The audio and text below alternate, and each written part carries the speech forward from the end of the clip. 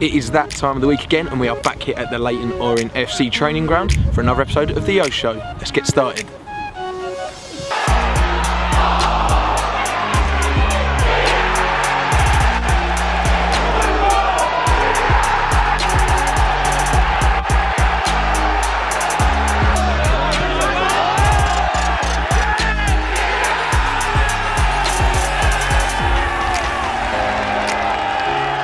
Here we are with the Orient skipper, JOBI McANUFF. JOBI, thank you very much for joining me today. No problem. After your goal on the weekend, it was alright, wasn't it? Yeah, it was alright. It was alright.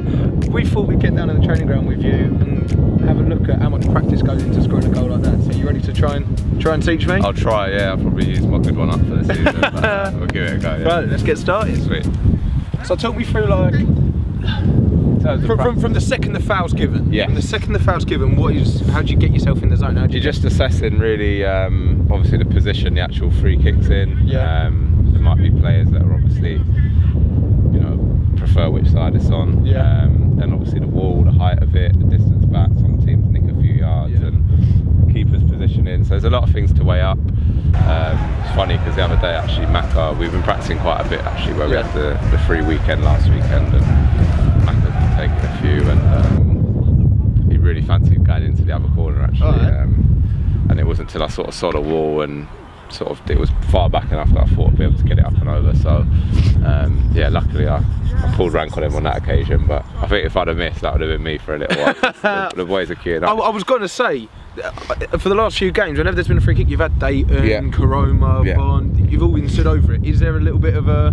Nah, I mean everyone's been practicing, and as I say, especially for the one for Dates the other day on the left side, which probably favoured a left footer, and you know, he's definitely got the ability to put that in. And Josh, I took a bit of stick for letting him take one actually. Gaffer weren't too happy, but to be fair to him, he's out here working hard, and sometimes you're just feeling it. It might be a game that you feel like, you know, I really fancy one. Even Charlie Lee's piped up a few weeks ago after he scored his worldie, and I thought that's where it's starting to get a little bit out of hand now, because he thinks he can take free kicks. But got to put the boys back in their place. Yeah, man. So I'm glad I stuck that in. So I just calm him down for a few weeks at least. So the free kick itself. Yeah. So talk me through it. Let's have a. Well, obviously place the ball. For me personally, I like pretty, I say, straight run up to the ball. You know, some players probably. I wanted to ask you about this. More. Yeah. When they sound like right side on and get the what's that all about? For me personally, I just find it a bit easier to get a bit of whip on the ball, especially this side. You're trying to get it to end up going away from the goalkeeper. Yeah. So just like I'd cross the ball, I suppose it's a bit more coming straight on with the ball, and then you're trying to hit, obviously, you know, side of the ball and trying to keep it as flat as you can. For me, I don't try and put too much power in them. Personally, I find when I try and put too much power, I lose a bit of control and they can start going here and everywhere. So I just try to work the keeper. If you catch it well enough, it's a hard job for him to get across and get in there. So reckon you can hit top bins again? I'll try, yeah. Go on then, let's have a look. Let's have a look.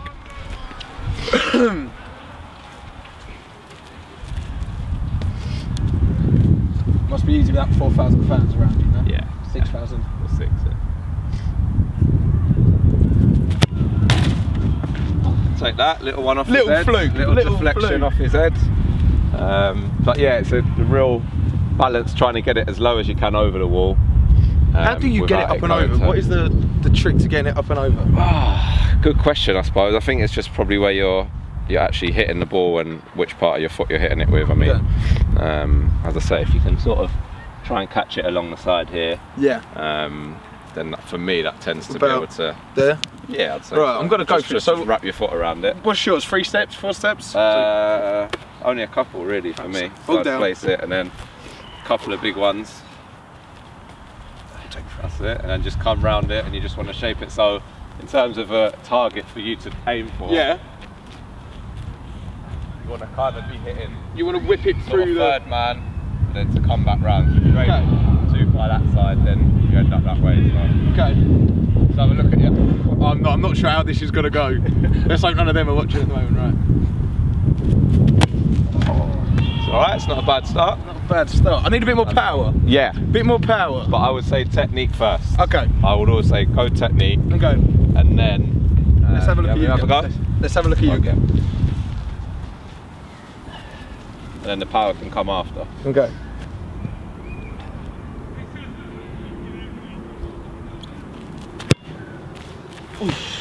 At least I got mine in, yeah? So how do you get that whip on it to pull it back? What, just... Literally just as you're striking the ball, you're trying to wrap your foot around it.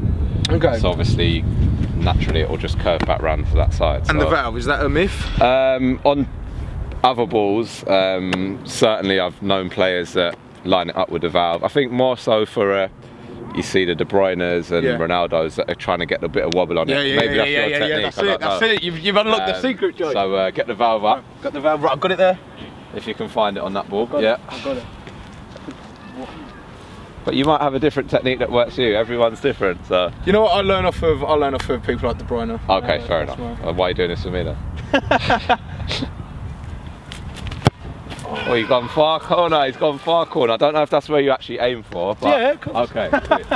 No, I'm trying to whip it into the other corner. Okay, sweet. Need to get it back on itself, yeah? Yeah, basically. Nice. A little bit more in the corner, but alright. Let's see. The main thing's getting it up and over really and working the keeper. Because Ronaldo's got the old deep breaths, focus your mind. Have you got anything? Have you got any little... I do take a breath, to be fair. I find it helps just to relax before you're going to execute. Cool. But as I say, I wouldn't try and do what everyone else is doing, really. I'd try and do your own thing. That's clearly not gone well for me so far. I'm going to come at at a slightly different angle. Yeah. That's alright. Oi, we'll have that. Not bad. I was aiming over there. Keeper's caught it, like, and then signed it and thrown it out. But you hit the side keeper. But... One more thing then. I'm going to get in goal. Okay. You've seen his goalkeeping before, haven't you, Joby? I have seen his goalkeeping. Got to fancy your chances. Well, I've been scoring against Grange, to be fair, recently.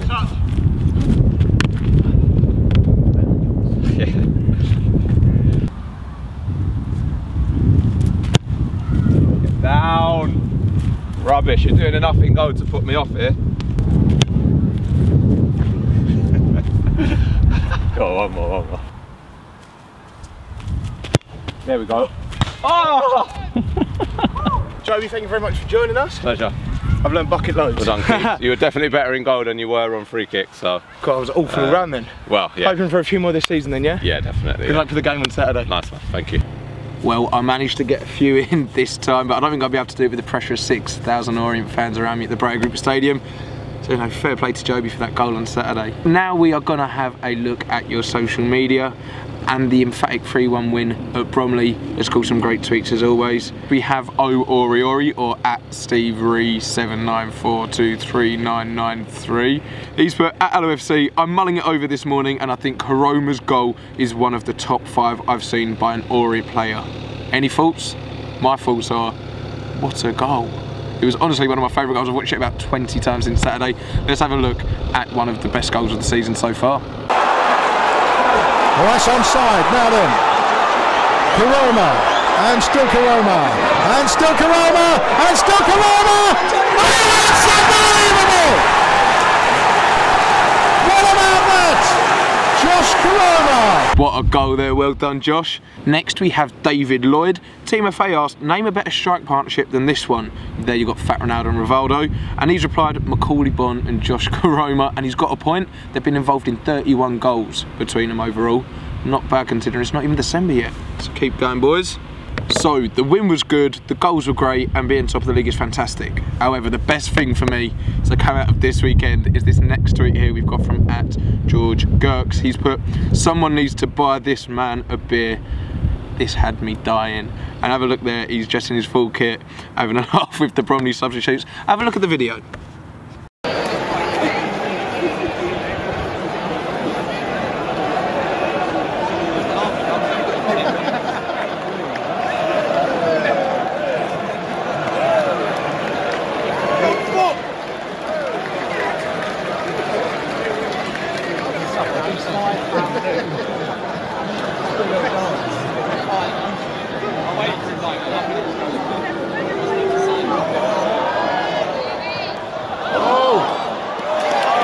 And that video has actually clocked up over 1 million views worldwide. Sky and CNN have picked it up, so not bad, and I hope you enjoyed your stag do, as I'm led to believe. And last but by no means least, today we've got a tweet from our director, Matt Porter.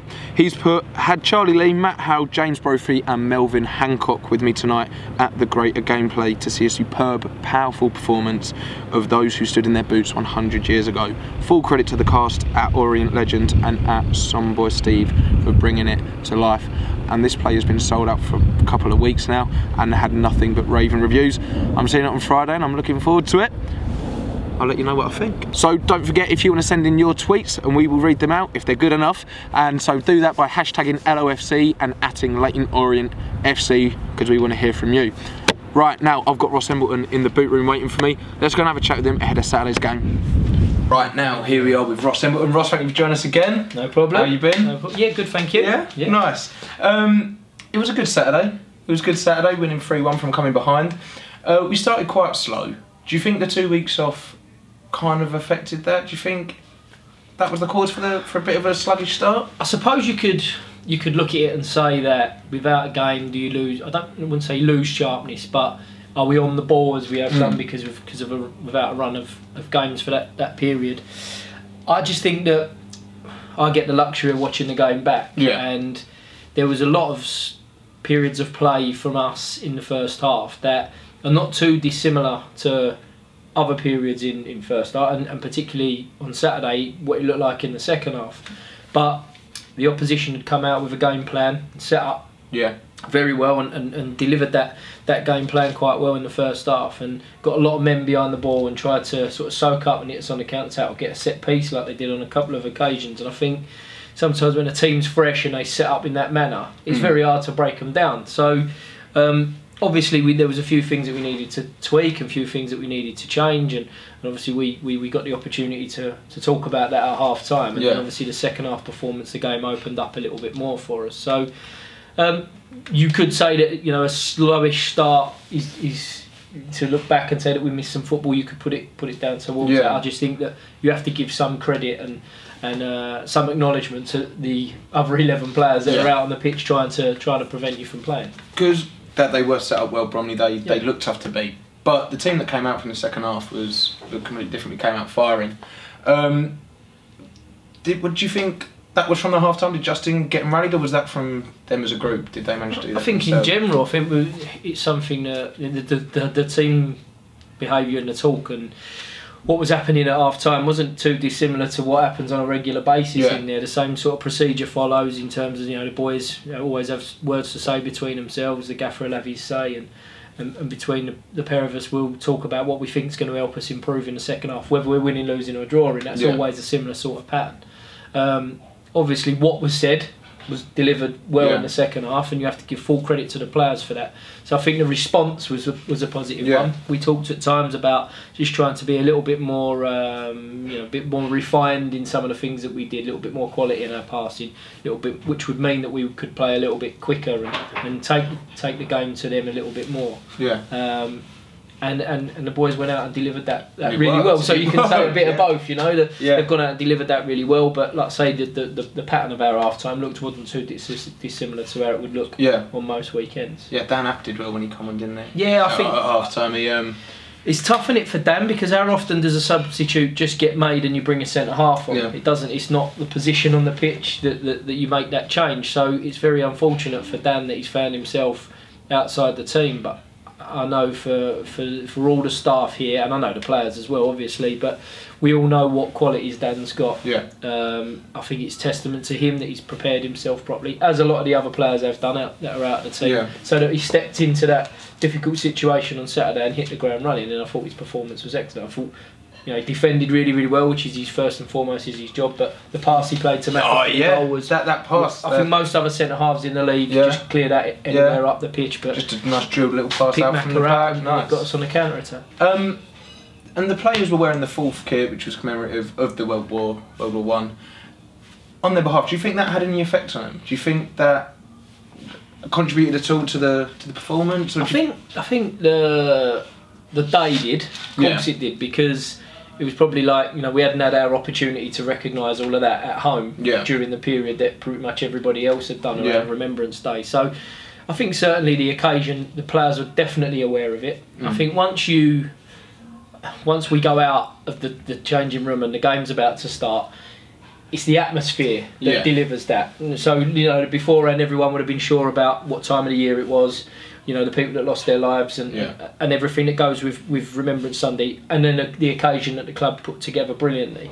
The kit, all those little added extras. But and the noise was brilliant as well when the goals went in. Yeah, but I think that's the biggest thing. I think is then what happens within the crowd, within the performance of the players, where it builds everything up, and you get that little edge from that. So it's probably the crowd and the occasion that all come together to help get you know that extra little edge. It was a brilliant day and a great game and 3 points. Looking ahead to Saturday's game now, we're going on a big European away day to Wrexham. Yeah, Wrexham who sit third, they're joint on points with Salford.